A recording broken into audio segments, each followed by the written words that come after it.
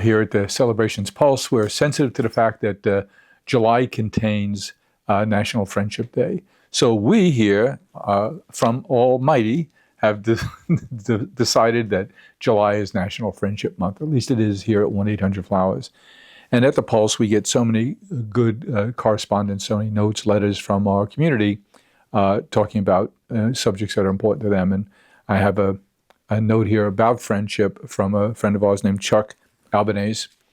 And what he tells us is, when I was 16, my best friend Dave and I spent countless hours driving around, music blasting. His anthem at the time was Can't You See by the Marshall Tucker Band. He writes that years later, Dave passed away. And on the long drive to his funeral, he said, I played that song over and over. Now, whenever it comes on, I crank it up and smile, and it brings back all those fond memories of Dave and I and the relationship we had just for a moment. I think music tells us how to feel. I think lots of us have playlists for different kinds of moods that we want to get into. And I think a lot of us associate particular songs with friends or loved ones that bring us back to a special moment. And as time passes and the pain of loss heals some, I think it can turn, as it did in the case for Chuck, that song brings him back to a really fond and special place in terms of the relationship he had with his good friend Dave. For me, the song that gets me every time, it was 1989. My dad was in the hospital. He was very sick. And I'd be on my way to the hospital. And one of the popular songs that time was Mike and the Mechanics' In the Living Years. And it's all about the things he wished he'd said to his dad. I get choked up every time I hear that song thinking about it. But we all have those songs that are triggers to memories and experiences and, most importantly, relationships.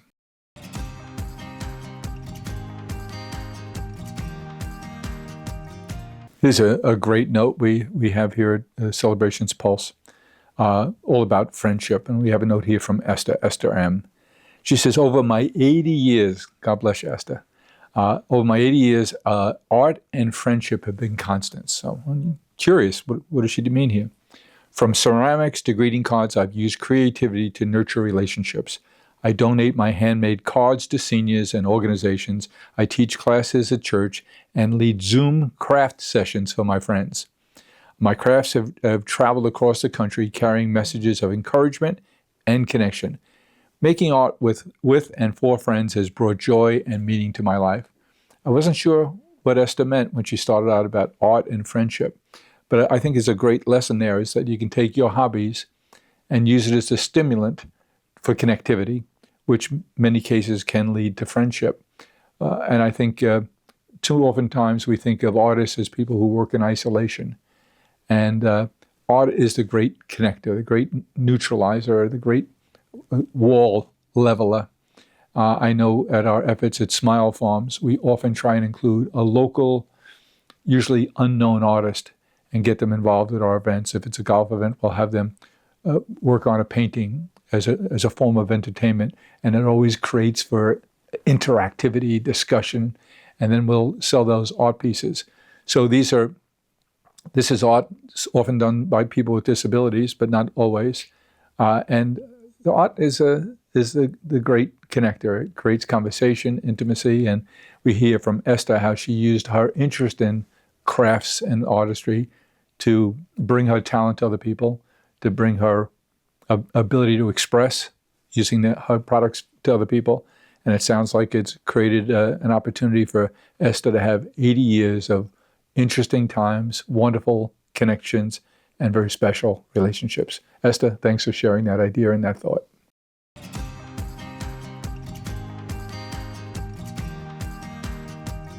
Here's a subject we're talking about a lot, maybe several times already today, and that is the question of remote work and its impact on connections, friendships, relationships. And we have a note here at Celebrations Pulse from Seth Rosen. Jim, I appreciate your essay on work friendships. My kids now in their 20s mostly work remotely. While it's convenient, it worries me, he tells us. Without the in-person camaraderie I experience, they will miss out on mentorship, growth, and connection. Maybe it's generational, he says, but I fear something as important is being lost. I share your concern, Seth. It's something I worry about. I think we're going to see more of it.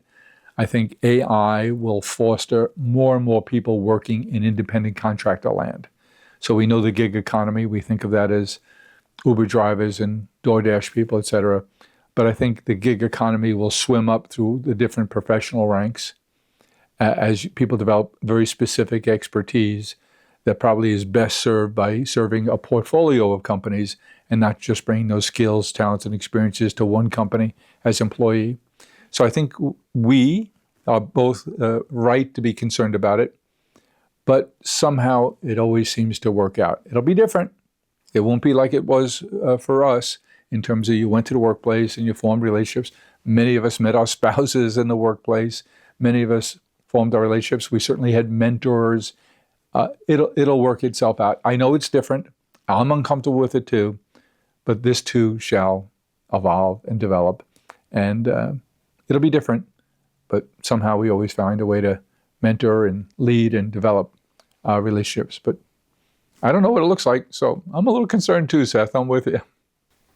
You know, I read an article recently, and I've talked about it a few times. When I say recently, is end of last year, so maybe November of last year. And it's in a newsletter I tried to read all the time called Payments.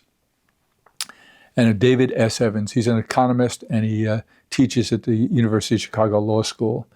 And the whole premise of the piece, going back to Seth's comments about he's concerned about social relationships, lack of mentorship with all this remote work with his 20-something kids. And David Evans' piece showed a nice light for me. He talked about 1935, 90% of the farms in the United States, and don't forget 1935, farming was still the dominant occupation. In 1935, as recently as 1935, 90% of those farms did not have electricity. So just to get comfortable, Seth, with things are going to change, but they're going to be different. We just can't anticipate, but human needs are human needs, and we'll find a way to accommodate those. David calculated something to the order of the average farm household would use 50 gallons of water a day. They had a well. Without electricity, the well averaged 250 feet from the home. And the number of trips you'd have to make a day calculated to something like 750 hours a month just hauling water. Well, when electricity was introduced, that labor disappeared. Well, what happened? Did the farmer then just sit around and twiddle their thumbs? No, they worked from morning to night. And as we got more free time, you didn't work 100 hours a week in a factory. What happened? Community groups evolved. Restaurants became something we did. We started to think about taking vacations, joining clubs, having hobbies and second careers. Those farmers, they didn't have hobbies. They didn't go to the movies. They didn't go out to dinner. They didn't go to Disneyland with their kids. They worked from sunrise to sunset and even beyond. So I think the lesson from David's piece is you don't know what it looks like on the other side. Surely it'll be different. But somehow human beings, we find a way to connect and have hobbies and other interests with us having to work less and less hours to meet our needs. So David, thanks for putting things in perspective.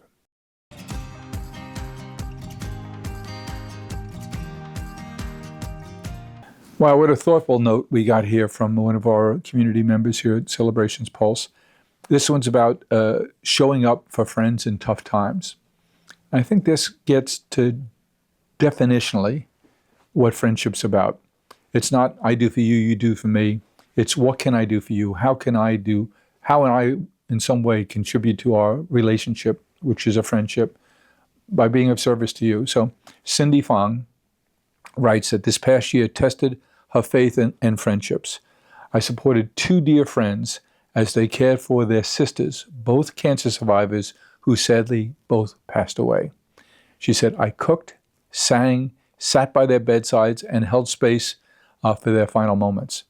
Now I'm comforting a family I've been adopted into as a tia, as they grieve the loss of a beloved daughter. That's got to be the ultimate pain. Through it all, I've learned that the healing power of simply showing up. Life is short, and relationships, faith-based, familial, or chosen, are our lifeline, Cindy writes. I'm dedicating this summer to recharging my spirit so I continue to be of service to others. What a nice thought. Cindy, you must be a remarkable friend, and you're the poster child for being there for others, or as you say, just showing up. Well, I'm very fortunate and frankly deliberate about working hard to maintain groups of friends, guy friends particularly. And it's a great value to me, something I didn't always have time for in my life. You know, when you're sort of a sole practitioner and, you know, everything depends on you, you don't have time. But social media has been very, very helpful to me personally to maintain friendships. I've told the story before that there's a group of us who play golf together in the summertime. Call it Memorial Day to Labor Day, and we'll make up different groups. And one of us decided to create a text string of all of us. Maybe there's 10 or 12 people on that list. And it used to be that when we didn't see one another other than that Memorial Day to Labor Day time frame, so the relationships would drift a bit. Maybe you didn't see or talk to that person or communicate with that person since last Labor Day, and now it is Memorial Day. But now we have a text string and we share serious things on there. Well, notifications about what's up with one another. Someone lost a parent, someone retired, whatever it is. So we have that text string, and lots of times we shared jokes. I just shared one recently. My son sent me a very clever picture. It was a picture of two soccer teams, Norway and someone else, and the number of wins they had in sports in the FIFA World Cup. And the third team, they each had 2 wins, and the third team was the Jets. And it went on to say the 3 teams that have had only 2 wins in the same ballpark at MetLife Stadium since September of whatever.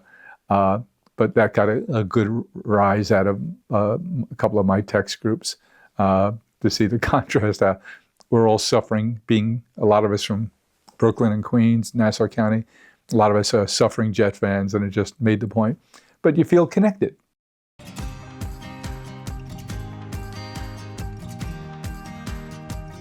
Well, there's so many good stories we're hearing about in terms of friendships and relationships. Here's one from Carla Baker Moore. Carla writes about from kindergarten to now.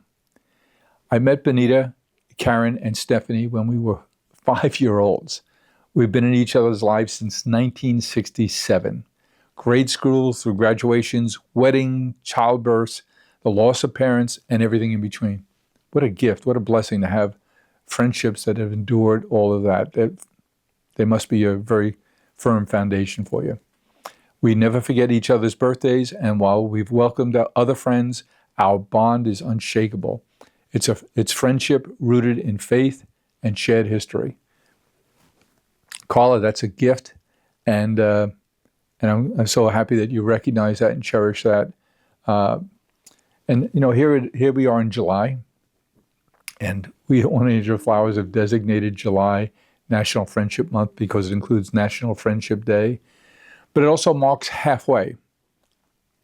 We're halfway through the calendar year.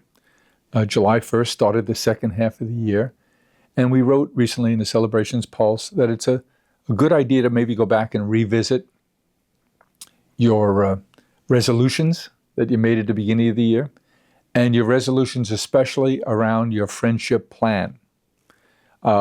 Friendships can sometimes happen by accident, but the best possibility of developing and maintaining and growing friendships is being deliberate and having a plan. And Dr. George Everly, who we wrote Lodestar with, reminds us that if we have a relationship plan, 3 categories he recommends. One is people you have a relationship with now that you want to continue to invest in, and write these down. And then there's a group of people whose relationships have withered some, waned. Who among those do you want to be deliberate about re-engaging with and reinvesting in those relationships because they're important to you? And then there's a third list of people you don't have a relationship with now. It could be it could be someone at work, it could be someone in your community, someone in your profession, who you think it seems to be a pretty special person. And who among those are you going to be deliberate about trying to develop a relationship with? So we wrote about that in Lodestar with Dr. George Everly, and I think it's important advice. But here we are mid-year.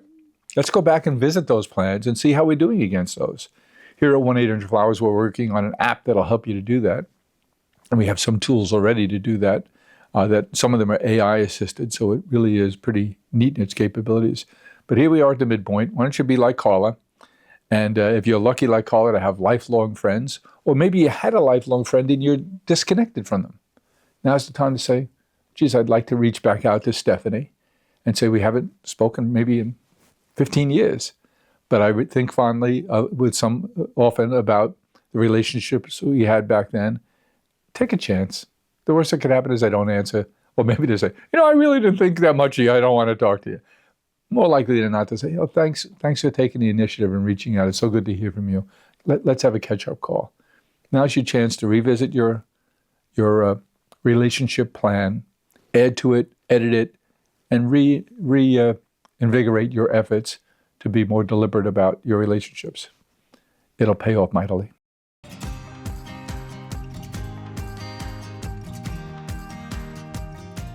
And here we are in July, National Friendship Month, and we have a letter to the Celebrations Pulse, from the Celebrations Pulse community from Linda Fuller. And it's called the Second Tuesday Sisterhood. So Linda tells us that for over 25 years, a group of us, former co-workers at WMAZ-TV, have met on the second Tuesday of each month to celebrate birthdays and to catch up. We've weathered it all together. Marriages, divorces, grandchildren, illnesses, and of course, loss. Today, there are 12 of us still going strong. We bring cards, homemade treats, and share updates over lunch and remind one another how special lifelong friendships can be. Linda, I think that's a great lesson. And if you don't have one of those groups, why don't you be deliberate about forming one that 20 years from now you'll be talking about, we're still together. Some will work, most will not. But you don't sit back and say, geez, I wish I was part of one of those groups, or why aren't I part of one of those groups? Be the organizer, be the convener, be the group initiator. And if it doesn't work, you spend some time. Maybe a relationship will come out of it that you're interested in maintaining. But I think Linda tells a great story. And we might sit back when we do our inventory and say, I'm not part of one of those groups. Now is the day that you can begin. It might just be with one other person you worked with, say, let's get together. I think, to be honest, it's easier for women to do that. I think golf is the way that my peer group and I maintain those relationships. If you want to have a network of friends or friends, don't judge other people by, oh, they haven't communicated at all, or they haven't sent anything at all. Be the convener. Be the communicator. It's better for you, it's richer for you, and you're helping other people to connect. So don't wait for the other person. Well, geez, I haven't heard from them. So what if they aren't good at writing back, but that relationship has importance to you? So maybe it's only you who sends it out, and sometimes they'll send you a thumbs up. Be the convener, be the communicator, be the organizer.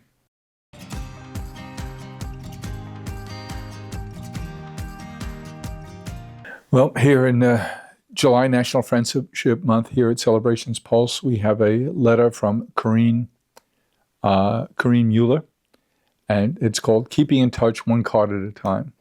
Corrine shares a story she's a senior and she lives alone. And I know how important it is to stay connected. Absolutely, Corrine, and I'm glad you're conscious of it, and we'll read about how you're working to stay connected. I'm usually the one who organizes family gatherings. Congratulations, Corrine. I'm also a card maker. I love that idea, a card maker. It's so personal, so intimate. It's fun, it's crafty. I think that's terrific. And I think I see my kids work with my grandkids for them to send cards and especially to make their own cards. So I send out cards every week just to let people know that I'm thinking of them. Corrine, you're the best. I don't always hear back, but eventually many reach out to say how much the cards meant. So she might not get that immediate reinforcement, but eventually, mostly she does. So she knows what she's doing is resonating with the people she's connected with. She feels better when she sends it, and she feels especially good when the loop is closed and they say how much those cards meant to me. This year, Corrine tells us she's resolved to start visiting friends in person, even those out of state. I'm saving up for the trips, and I'm hopeful staying in touch matters. Corrine, you know it does, and you are an example of an initiator. It reminds me, Corrine, that we just had at 1-800-Flowers, we had a board meeting recently, and one of my oldest friends is a board member. His name is Larry Zarin, and Larry's one of the great communicators of all time. And he was cleaning out his basement. He lives in St. Louis and has for 40 years, I'm sure. Grew up here on Long Island, Queens and Long Island. And Larry's a great communicator. And we were doing work 40 years ago. And when he was cleaning out his basement, he came across some of our correspondence, paper correspondence, about the contact economy. And Corrine and others are perfect examples of what we meant by the contact economy. When I went to John Jay College of Criminal Justice, I studied psychology there. And I didn't think I was learning that much, frankly. You realize later on that you did, in fact, learn quite a lot. And Larry and I were researching a psychologist by the name of Claude Steiner. I think he was active in publishing in the 40s, 50s, 60s. And he talked about the economic measurement of personal expression and communication. And he said it's like different than any other bank account in an economic term is. That is, the more people gave of themselves, the cards, the notes, the thanks, the high fives, the warm embrace, those are the people who had more and more in their own personal accounts. He said it was the inverse of economics. Economics, in a fiscal sense, is you have an account, the more you give out, the less you have. His thesis was, from an emotional love and relationship point of view, the more you give, the more you have. And I think we're learning from the correspondence and the letters we get and the dialogue we have with our community that is certainly the case. We call it the contact economy here at 1-800-Flowers. And Larry helped us to discover that lesson years ago, that the people who give the most have the most. The people who initiate get-togethers, the people who make and send cards, the people who handwrite a note of congratulations have the most in their bank accounts of emotion, of good feeling, of goodwill, of relationship energy and fulfillment. So I think the lesson for all of us is, you want to be happy? Help other people to be happy. You want to have more friends? Initiate more relationships, more get-togethers, more gatherings, more expression, more connection. Here at the 1-800-Flowers companies, at Harry and David, all our gifting companies, we're in the business of helping people express themselves and connect to all the important people in their lives. Sometimes that rises to the occasion of giving a gift. Lots of times it might just be using our services to think of the right thing to say, sending a virtual greeting card for congratulations or thinking of you or sympathy. And we have a full range of full greeting cards. And we have a terrific service called Celebrations Card Aisle, where you can send a paper greeting card. We can help you to express yourself. We can help you to do the graphics from our library or custom. And for $5.99, you can have us print it for you, put it in an envelope, sign it for you, address it, put a stamp, a real U.S. postal stamp on it, and put it into the postal system very proximate to where the recipient is so that it gets there very quickly. That's becoming a big and important business for us because the need for people to express themselves and connect is greater now than ever. And I expect in an age of AI and virtual work, the need is going to get even bigger. We're just lucky that we're in the business of helping people overcome those distances and overcome those restraints on expression and connection, and all with the goal of helping them to have more and better relationships. How lucky are we here at 1-800-Flowers companies to be florists, gift makers and deliverers, because we get to help people express themselves and connect every day. It's a pretty nice business to be in.